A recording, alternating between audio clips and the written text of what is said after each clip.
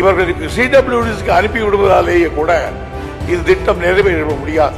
தமிழ்நாட்டினுடைய இசைவை பெறாமல் அவர்கள் ஒரு செங்கல்லை கூட எடுத்து வைக்க முடியாது என்பதை ஆணித்தரமாக இந்த அவையில் நான் தெரிவிக்கிறேன்.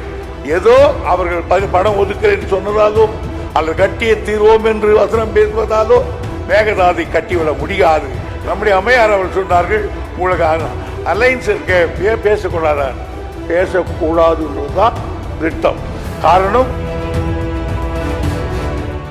சென்ட்ரல் வாட்டர் மேனேஜ்மெண்ட் போர்டு இந்த பிரச்சனையை அன்னைக்கு விவாதத்துக்கு எடுத்துட்டாங்க. எடுத்ததுக்கு அப்புறம் ஒவ்வொருத்தரையும் பேச விட்டாங்க.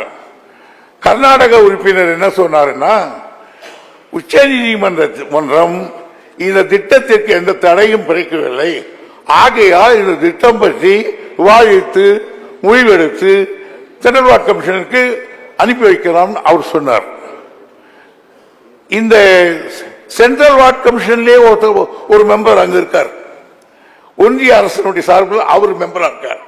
அவர் என்ன சொன்னாருன்னா, உச்ச நீதிமன்றத்திலிருந்து எந்த விதமான ஆணையும் நமக்கு இதுவரை கிடைக்கவில்லை, இங்கு திட்டத்தை ஆய்வு செய்ய இயலாது, ஆகையால் திட்ட அறிக்கையை டிபிடபிள்யூடிக்கு திருப்பி அனுப்பிவிடலாம்.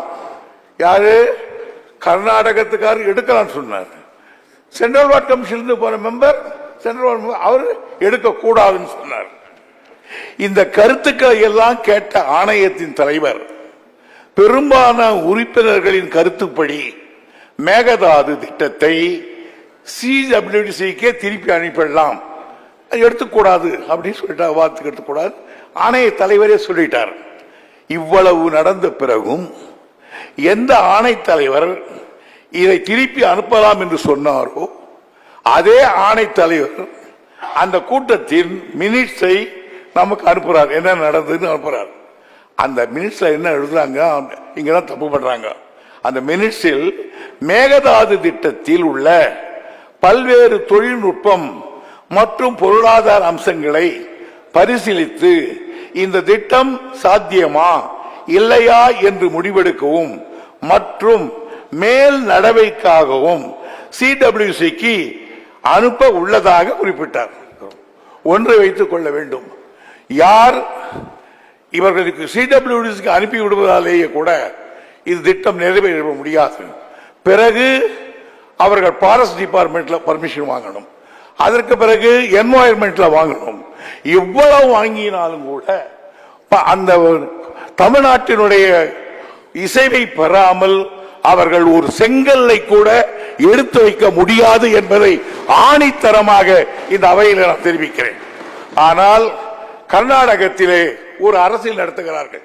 அது பிஜேபி இருந்த காலத்திலும் இதேதான் சொன்னார்கள், காங்கிரஸ் இருந்த காலத்திலும் இதேதான் சொல்கிறார்கள்.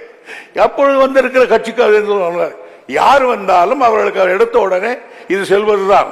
எனக்கு சத்யசிவராமையா அவர்கள் எனக்கு மிக வேண்டியவர் தான். அவர் முதல்ல தேவகவுடோட இருந்தார். அப்பவே வந்து அவரோடு சேர்ந்துகிட்டு இந்த மேகதாதுக்கு பேசினவர் தான். ஆகையினால் அந்த உள்துறை அமைச்சராக இருக்கக்கூடிய சிவகுமார் அவருடைய தொகுதி இது. அவர் இன்னும் வேகமா பேசுறார். எனவே ஒன்றை நான் தெளிவாக சொல்லுகிறேன், ஏதோ அவர்கள் பணம் ஒதுக்கிறேன் சொன்னதாலோ அல்லது கட்டிய தீர்வோம் என்று வசனம் பேசுவதாலோ மேகதாதை கட்டிவிட முடியாது. காரணம், நம்முடைய இசைவு இல்லாமல் அதை எடுக்க முடியாது. அதை யாரும் தமிழ்நாட்டில் பிறந்த எவனும் அதற்கு ஒரு இசைவை தர மாட்டான், எந்த கட்சியாக இருந்தாலும். எனவே அஞ்சே தேவையில்லை.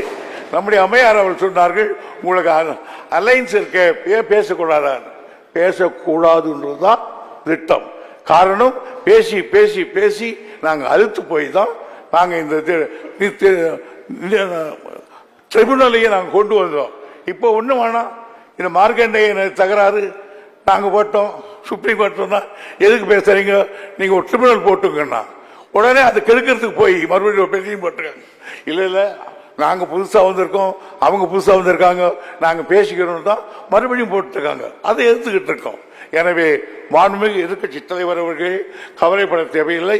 நாங்கள் உங்களுக்கு எவ்வளவு இதில் அக்கறையும் ஆர்வமும் வேகம் இருக்கிறதோ அதே வேகம், அதே அக்கறை, அதே உணர்வு எங்களுக்கு உண்டு.